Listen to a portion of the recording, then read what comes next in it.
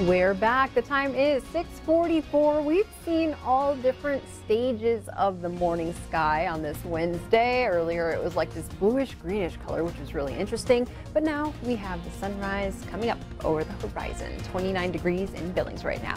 Let's go ahead and get started with the day's news. Our top story today: President Donald Trump travels to Las Vegas following the deadly mass shooting at a country music concert. He's expected to meet with wounded concert goers, those who treated them, and first responders. New photos of the crime scene show the gunman, Stephen Paddock, dead on the floor of the hotel suite where he staged the attack. His girlfriend arrived back in the U.S. overnight from the Philippines and was met at the airport by FBI agents. Police say she is a person of interest.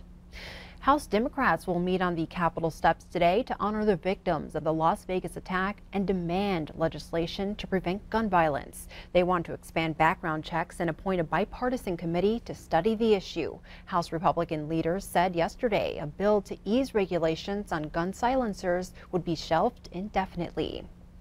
And the former president and CEO of Equifax will testify in front of the Senate Banking Committee today about the hack that put the data of more than 145 million Americans at risk. Richard Smith got a public scolding at a congressional subcommittee hearing yesterday. He says he takes full responsibility for the hack and that both technological and human error were responsible. Turning our attention to local campaign news, Billings will decide between two candidates for the city's next mayor. Bill Cole and Jeff Essman took part in a nearly 90-minute discussion here at Q2 on Tuesday night. Both talked about what they hope to accomplish by the time they're up for re-election. Number one, I would like to restore a better sense of public safety in this community. The number two, I would like that inner belt loop be completed. And finally, I would like to, as I said, bond half of the money from the park assessment fees so that we can create a connected trail system. If we can create and take some real steps to creating a community that is exciting, that attracts those young people, that has that vibrant downtown, that has invested in its recreational infrastructure, its trails and its parks, then that would be a great foundation for the Billings of the future. And you can watch the discussion in its entirety right now at ktvq.com. In Crime Watch, a pizza delivery driver was robbed at gunpoint, and Billings police are searching for two suspects. The robbery happened last night just after 11 o'clock on Prince of Wales Drive. The driver was delivering pizza when he was confronted by two suspects. One of them was armed with a gun. The suspects took $30 cash and two pizzas. Both suspects were described as male, average height, thin, with a black bandana over their faces. Meanwhile, the Montana Department of Corrections and Alternatives have issued a walkaway alert from the Men's Alpha House. They're looking for 21-year-old James Calder. Authorities believe he left the downtown facility shortly after 2 o'clock Tuesday afternoon. Calder is 5 feet 9 inches tall and weighs roughly 170 pounds. He was sentenced for burglary out of Lewis and Clark County almost a year ago. If you see Calder, do not approach him, but report him to law enforcement immediately. He now faces an additional 10-year sentence for felony escape. From the courthouse, the Billings man who admitted stabbing, beating, and running over a Glasgow woman on New Year's Eve will spend the next 80 years in prison. 29-year-old Jay Witkowski was sentenced on Monday in Valley County District Court for the murder of Evelyn Garcia. A witness found Garcia laying in the road in Glasgow on New Year's Eve. Garcia was a passenger in the vehicle with Witkowski before he stabbed her multiple times, beat her with a tire iron, and then ran her over. Garcia died 3 days later. Witkowski's mother testified at Monday's sentencing. She said she can only explain his horrific actions by the fact that he uses methamphetamine. Witkowski is also facing charges for a violent jailbreak attempt last month. Authorities say he and another inmate assaulted a female guard and attempted to escape.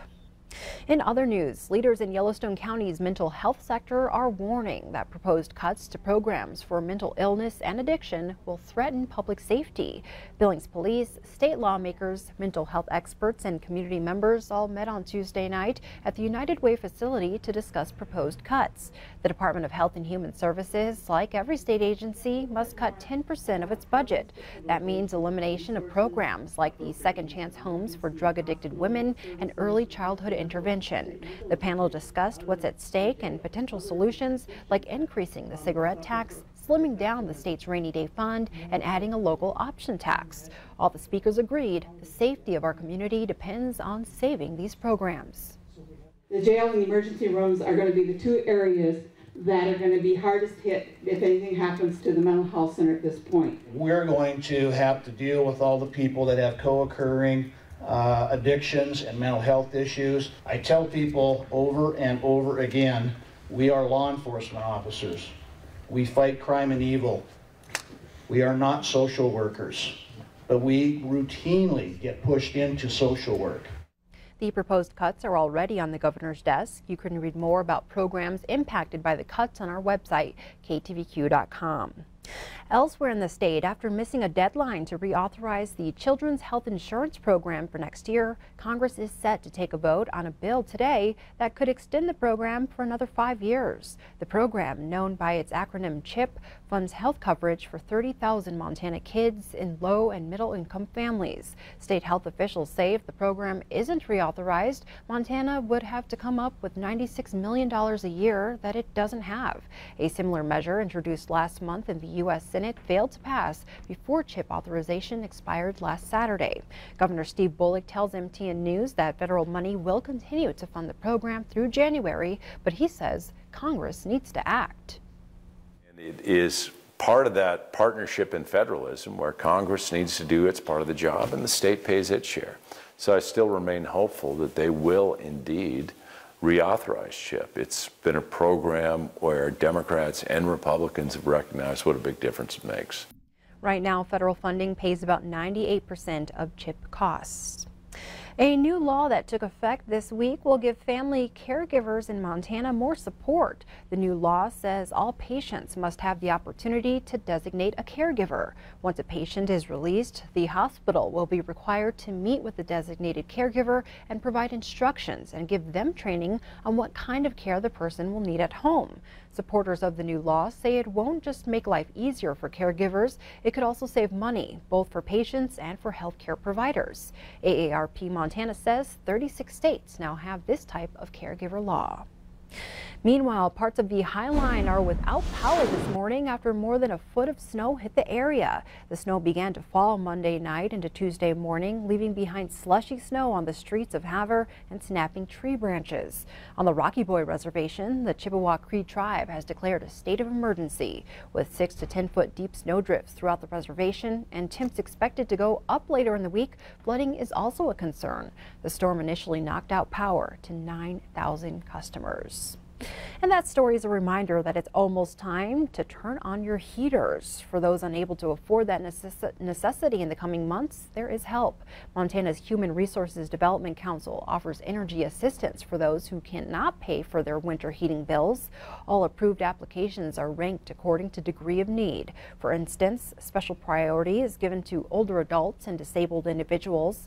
If your application is accepted, an auditor will determine the most cost-effective weatherization measures for your home. You know, HRDC 7 is here to provide that service for them that, you know, if something's going on with your furnace or if something's wrong with the water heater, you know, call us up because we have that ability to get contractors out there and take a look at that and make sure everything is running smooth and properly for them for the heating season to make sure that they stay warm. HRDC also offers assistance for home fuel bills. Now in the world of entertainment, rocker Bob Seger, who was scheduled to perform in Billings this November, has postponed his tour. The reason? Seger has a back issue. That means the tour is suspended while he receives treatment. But Seger and his Silver Bullet Band plan to reschedule their appearance in Billings. Metro Park officials say to keep your tickets, you won't be able to cancel tickets until a rescheduled date is announced.